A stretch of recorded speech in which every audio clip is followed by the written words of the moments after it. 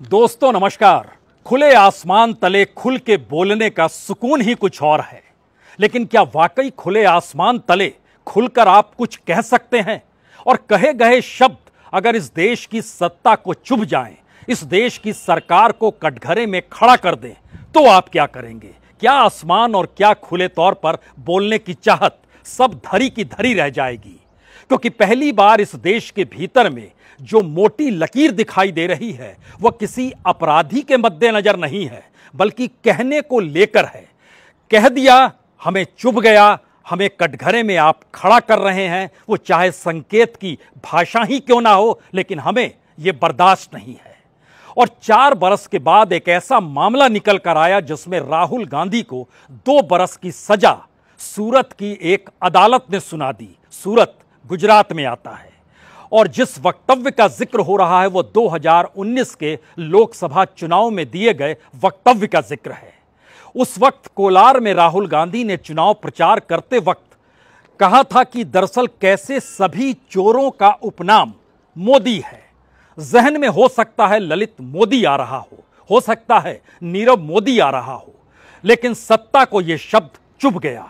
देश के प्रधानमंत्री के नाम के साथ भी तो मोदी शब्द जुड़ा हुआ है, लेकिन यह शब्द कई रास्तों से निकलते हुए वहां के एमएलए जो कि पूर्णेश मोदी हैं, गुजरात के पूर्व मंत्री हैं, उनको यह शब्द इस तरीके से तीखा लग गया कि मानहानि का मुकदमा उन्होंने कर दिया।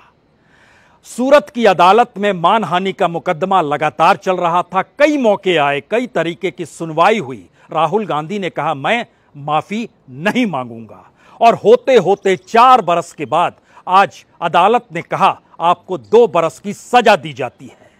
वहां पर खड़े राहुल गांधी से पूछा गया आपको कुछ कहना है? राहुल ने बहुत साफ तौर पर कहा मैंने हमेशा भ्रष्टाचार के खिलाफ आवाज उठाई है, आगे भी उठाता रहूंगा। मेरे बयान से किसी को नुकसान नहीं पहुंचा है और मेरा इरादा किसी को ठेस पहुंचाने का नहीं है। मैंने जानबूझकर किसी के खिलाफ नहीं बोला है। बात आई गई नहीं हो गई। 2 बरस की सजा का मतलब क्या हो सकता है, उस पन्ने को खोलें या इस बात को लेकर खोलें कि चुनाव प्रचार के दौरान इस देश के नेता क्या क्या कहते हैं। और इस देश के तमाम पन्नों को खोल लीजिए कि मानहानि का मुकदमा जब होता है तो उसमें क्या किसी को सजा दी गई है आज तक? और सजा अगर आज तक नहीं दी गई तो अब क्यों दी गई? और लगातार जो शख्स अपनी बातों के जरिए सरकार को कटघरे में खड़ा कर रहा है, उसकी बातों से ही सरकार की नींव हिलने लगी। वो कही गई बात आप ध्यान दीजिए। कश्मीर के भीतर पदयात्रा के दौरान कुछ महिलाओं का मिलना हो और उन महिलाओं से सुझाव दिया राहुल गांधी ने कि आप के एफआईआर क्यों नहीं करा देती हैं, तो उन महिलाओं ने कहा हम एफआईआर नहीं कराएंगे, हमारा नाम खराब होगा। जिक्र शायद बलात्कार का हो रहा था, रेप का हो रहा था। इन्हीं बातों को राहुल गांधी ने दोहरा दिया।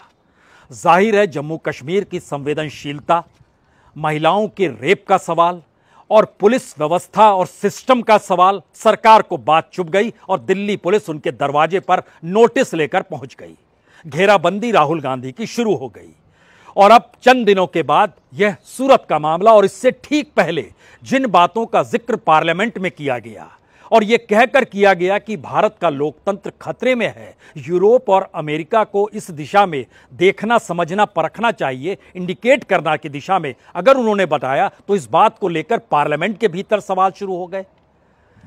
वो शख्स सिर्फ कह रहा है। हम यहां एक बात का जिक्र खाली इस आदेश और इस निष्कर्ष के आधार पर कहना चाहते हैं कि इस देश के भीतर तुरंत ही उसी पार्लियामेंट के भीतर तो अडानी मामला है।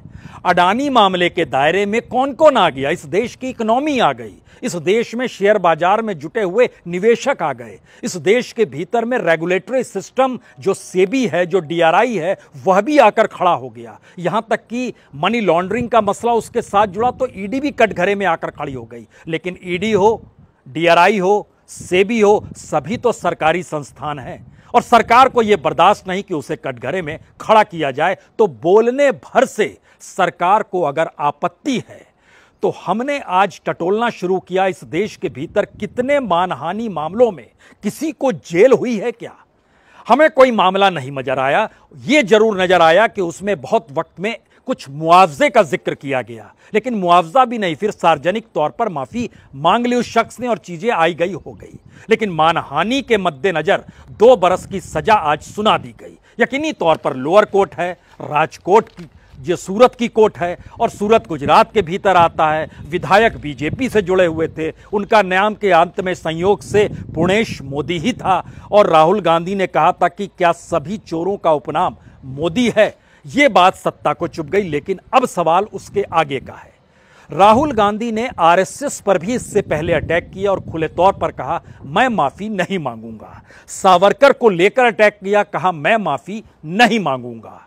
यानी ध्यान दीजिए, जिस प्रक्रिया के भीतर भारत की राजनीतिक व्यवस्था चल रही है, उसमें अगर विपक्ष ने या राहुल गांधी ने यह मान लिया कि इस देश के तमाम संस्थानों पर सत्ता ने कब्जा कर लिया है, तो फिर आप किसी भी सत्ता के सामने कैसी भी गुहार लगाएं, सवाल सिर्फ एक है कि उस सत्ता की आंच उस तक नहीं पहुंचनी चाहिए, या बोले गए शब्दों की आंच के दायरे में सरकार नहीं आनी चाहिए। तो क्या वाकई सरकार के लिए यह मुश्किल सबब हो चला है? क्योंकि डेमोक्रेसी का नाम ले लेके अभी तक संसद चलाई जा रही थी। पहली बार सांसदों ने महसूस किया कि दरअसल लोकतंत्र के मंदिर के भीतर ही डेमोक्रेसी अगर सत्ता नहीं लाने दे रही है, तो फिर इस डेमोक्रेसी के मंदिर को किस रूप में चलाया जाए। और देखिए, बीते 2-1.5 हफ्ते हो गए, संसद नहीं चल रही है। उसके बाद लोगों ने महसूस करना शुरू किया, जो पार्लियामेंट्रीज है, इस देश के जो संस्थान है, ईडी है, वह सरकार को लाभ पहुंचाने के लिए ही हरकत में आता है, तो उसके दरवाजे के लिए निकल पड़े। लेकिन पार्लियामेंट के ठीक बाहर खड़ी पुलिस फोर्स ने रोक लिया, और फिर यह सवाल आया कि वहां तक आप नहीं जा सकते हैं। सांसद नहीं गए, वो वापस लौट के आकर खड़े हो गए। तो इस देश की संस्थानों को जो ऑक्सीजन मौजूदा वक्त में राजनीतिक सत्ता या सरकार दे रही है, और सरकार अगर खुले तौर पर इस बात का जिक्र कर रही है कि राजनीतिक लाभ के तहत ही आपकी पहल होगी, तो फिर विपक्ष जो राजनीतिक लाभ लेने के लिए मचल रहा है, उसकी झोली में तो कुछ नहीं आएगा। यहां से सवाल असल शुरू होता है कि क्या भारत की राजनीति में विपक्ष की शून्यता, यानी एक बड़ा वैक्यूम इस तौर पर आकर खड़ा हो गया, जो चुनाव में लगातार हार रहा है और सत्ता जीत रही है, या फिर उसके आगे की कड़ी पहली बार उभर कर आ रही है कि सत्ता इसलिए जीत रही है क्योंकि तमाम संस्थान उसके अनुकूल हो गए, तो लोकतंत्र के सारे पाठ इस दौर में बड़े कमजोर पड़ गए हैं। तो कोई पार्लियामेंट के भीतर बोले, पार्लियामेंट के बाहर बोले, चुनाव की रैलियों में बोले, चुनाव की रैलियों से इतर कहीं पर प्रदर्शन करते हुए उन बातों का जिक्र करे, कुछ भी बर्दाश्त नहीं है। और अगर कुछ भी बर्दाश्त नहीं है, तो पार्लियामेंट के भीतर बोले गए शब्द भी सरकार स्पंज करती है, यानी उसको मिटा देती है। इमरजेंसी नहीं है, खुला आसमान है, नीचे हम खड़े हैं, तमाम बातें कही जा रही है, बोली जा रही है। और इन सब के बीच चीफ जस्टिस भी इस बात की दिशा में कह रहे हैं कि मीडिया को इतना स्वतंत्र होना चाहिए, लेकिन दूसरी तरफ पार्लियामेंट्रीज कह रहे हैं इस देश के भीतर में हर संस्थान को इतना स्वतंत्र होना चाहिए कि वह अपने प्रोफेशनलिज्म को भी जी सके, और अपने तौर पर जो कॉन्स्टिट्यूशनल पावर उसके पास है उस दायरे में वह काम कर सके, और एग्जीक्यूटिव को भी कटघरे में खड़ा करने की ताकत उसके पास होनी चाहिए। लेकिन सब कुछ तो धूमिल पड़ रहा है, और जब धूमिल पड़ते शब्दों के बीच यह जरा समझने की बात है कि राहुल गांधी एक ट्वीट करते हैं, उसमें कहते हैं मेरा धर्म सत्य और अहिंसा पर आधारित है, सत्य मेरा भगवान, अहिंसा उसे पाने का साधन। उसके तुरंत बाद कांग्रेस के नेता सांसद रविशंकर प्रसाद सामने आते हैं, और वह उस कच्चे चिट्ठे को बतलाते हैं कि राहुल गांधी किस तरीके से किन शब्दों का इस्तेमाल करते रहे, और उन शब्दों के मद्देनजर उन्होंने तमाम कार्रवाई के लिए अदालत का हिस्सा बताया और कहा अदालत किसी की गुलाम नहीं है, कांग्रेस पार्टी उसे गुलाम बनाना चाहती है। इतिहास के पन्नों को फिर खोलिएगा तो हो सकता है आपके जहन में इंदिरा गांधी याद आ जाए, इमरजेंसी का दौर था, या फिर आप ये कहें कि सत्ता ही तो गुलाम बनाती है, विपक्ष कहां किसे गुलाम बना पाता है।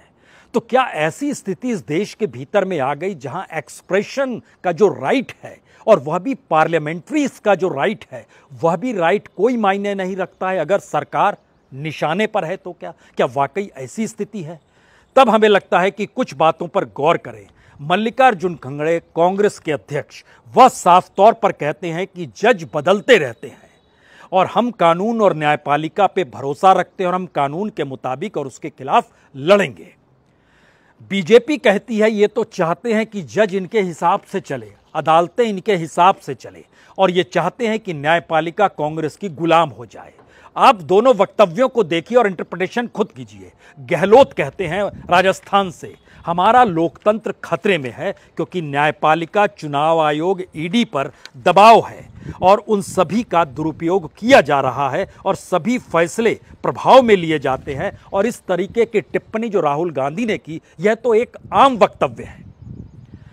बीजेपी कहती है सवाल ही नहीं है, लोकतंत्र कैसे खतरे में है, न्यायपालिका, ईडी को आप कैसे गुलाम बता रहे हैं और कैसे कह रहे हैं कि ये तमाम चीज सरकार के दबाव में है और दुरुपयोग हो रहा है। ये तो अपना काम कर रहे हैं और आपके पास कोई तर्क नहीं बचा और आप गलत साबित हो रहे हैं। तो कानून अपना काम करे, जांच एजेंसियां अपना काम करे, इससे भी आप रोकना चाहते हैं। फिर दो व्याख्या आपके सामने आकर खड़ी हो गई। प्रियंका गांधी कहती है कि डरी हुई सत्ता की पूरी मशीनरी साम दाम दंड भेद लगाकर राहुल गांधी की आवाज को दबाने की कोशिश कर रही है। दूसरी तरफ कहा जाता है साम दाम दंड भेद, बीजेपी कहती है हमने कहां लगाया है, ये तो इंदिरा गांधी के दौर में इमरजेंसी काल था जो लगभग 45 साल बीत चुके हैं। उस दौर को याद कर लीजिए, 45-47 साल पहले। उस समय इस दौर की बात की जाती तो महत्वपूर्ण था, अब तो इसका कोई महत्व नहीं है। फिर दो व्याख्या आपके सामने आकर खड़ी हो गई। लेकिन इसके मर्म में क्या है? इसके मर्म में 2-3 बातें हैं जो बहुत गौरतलब करने की स्थिति है। इस देश के भीतर में जो क्रिमिनल्स थे इकोनॉमिक ऑफेंस के साथ, उनके खिलाफ ईडी और सीबीआई को कॉन्स्टिट्यूशनल पावर दिए गए कि आप कार्रवाई कीजिए। लेकिन इस देश के भीतर में जितनी बड़ी तादाद में इकोनॉमिक ऑफेंस करके देश छोड़कर भागने वाले लोग जो थे, उनके खिलाफ कार्रवाई नहीं हुई। अब अगर इस बात को कोई जनता के सामने कहेगा तो सरकार कहेगी ऐसा बिल्कुल नहीं है, कानून अपना काम अपने तरीके से करता है। दूसरा सवाल आएगा, ये ठीक कहा आपने, लेकिन कानून को अपना काम जो करना चाहिए तो जिस इंस्टीट्यूशन के तहत ये काम होना चाहिए, अगर वो काम राजनीतिक प्रभाव के तहत हो रहा है और नेताओं को, पत्रकारों को, समाज सेवियों को उस कटघरे में लाकर खड़ा किया जा रहा है कि दरअसल आप ऐसा कुछ नहीं कहेंगे जो सत्ता पर आंच जिसकी पड़ती हो और उसकी ताप में सत्ता जनता के सामने कटघरे में खड़ी नजर आती हो, तो फिर आपके खिलाफ कार्रवाई के लिए वो एजेंसियां सक्रिय हो जाएंगी और वो तमाम कच्चे चिट्ठे निकलकर आने लगेंगे और उसके दिशा में सारा ध्यान उसी दिशा में चला जाए। यहीं से यह सवाल शुरू होता है कि दरअसल 2 व्याख्या जो हम आपके सामने लगातार कर रहे थे और इस बात का जिक्र कर रहे थे कि खुले आसमान तले खुले तौर पर कौन बोल सकता है इस देश के भीतर में, अगर वह इस सत्ता को आहत कर रहा है तो जांच एजेंसियां सक्रिय होंगी उन तमाम कच्चे चिट्ठे को लेकर, लेकिन जेल में नहीं डालेगी। यह एक नई मुसीबत है। 129 सांसदों, विधायकों की फहरिस्त सरकार के पास है, जिसमें से 122 सांसद और विधायक विपक्ष के नेता हैं, लेकिन ईडी उन्हें जेल में नहीं डालती है।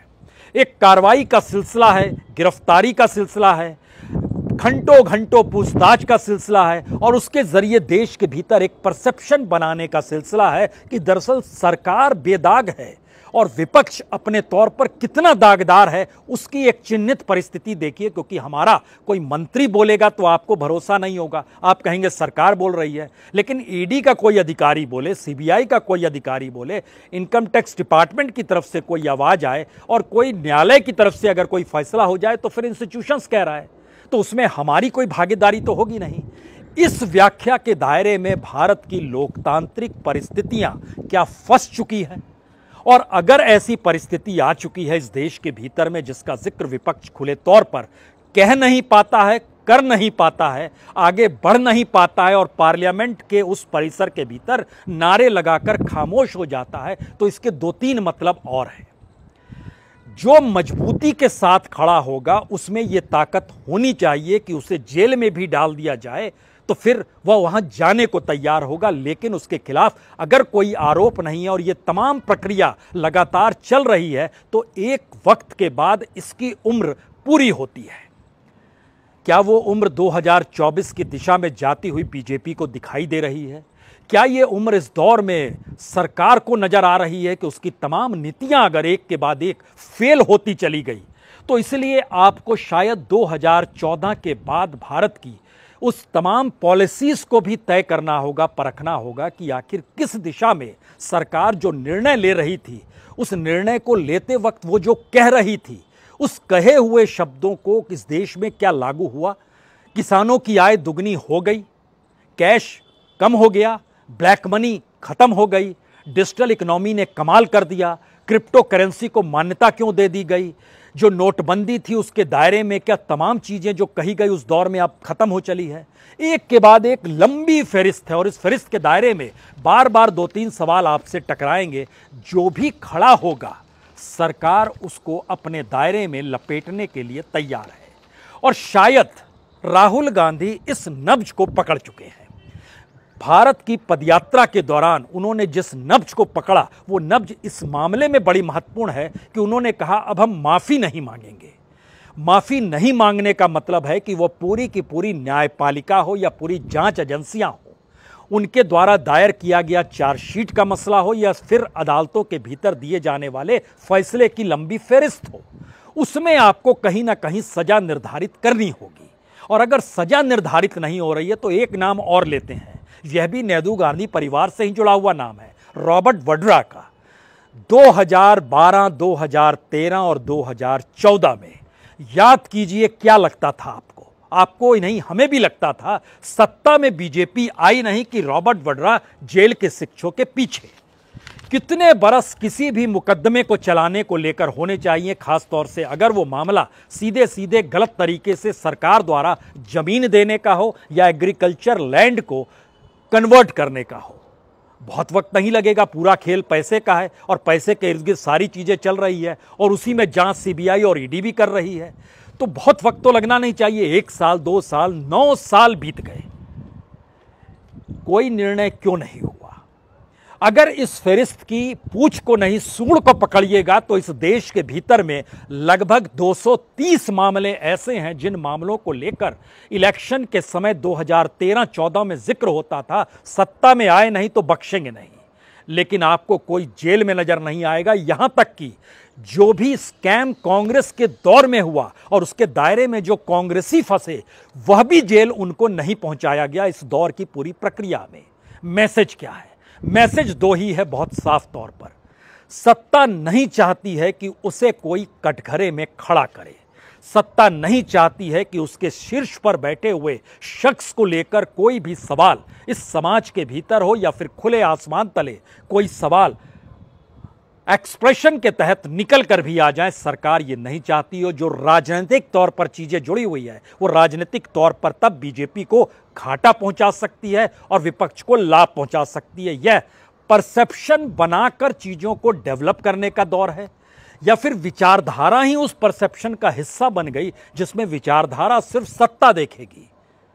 तो क्या मौजूदा वक्त में बीजेपी का सच या फिर मोदी सरकार का सच यही हो चला है जिसमें चाहे अनचाहे तमाम इंस्टीट्यूशंस को यह लगने लगा कि अगर वो फैसला विपक्ष के किसी नेता के खिलाफ देती है, अगर वो फैसला लीक से हटकर ही सही, पता नहीं कानून के दायरे में आता है या नहीं, लेकिन वह तुरंत लाइमलाइट में आ जाएगा और उसके बाद वो सरकार का ब्लू आइड बॉय हो जाएगा। क्या ऐसी स्थिति आ गई है? यानी एक बड़ा भाई लगातार मौजूद है, बिग ब्रदर की मौजूदगी हर जगह है और वो हर जगह से हर किसी को देख रहा है और जो भी उस रूप में सरकार के अनुकूल काम करेगा उसको इससे लाभालाभ की स्थिति तुरंत मिल जाएगी। उसको बस लाइमलाइट में आने की जरूरत है। उपाय उसको अपने इंस्टीट्यूशन को चलाते हुए करने हैं। हो सकता है उस फहरिस्त में कोई भी हो, कोई नौकरशाह हो, किसी स्वायत्त संस्था को चलाने वाला बड़ा नौकरशाह हो, वह किसी भी लेवल पे हो सकता है और होते होते आपके ध्यान कहीं ना कहीं फिर बार बार आप हो सकता है सूरत कोर्ट की तरफ देखें। अदालतों को लेकर मौजूदा वक्त में चीफ जस्टिस ऑफ इंडिया के फैसले जो निकलकर सुप्रीम कोर्ट से आए हैं उससे भी सरकार हिली हुई है, डरी हुई है। मैसेज उसे भी अपने तौर पर देना है कि उसकी मौजूदगी का मतलब इस देश के भीतर चुनी हुई सरकार के खिलाफ आवाज उठाना है।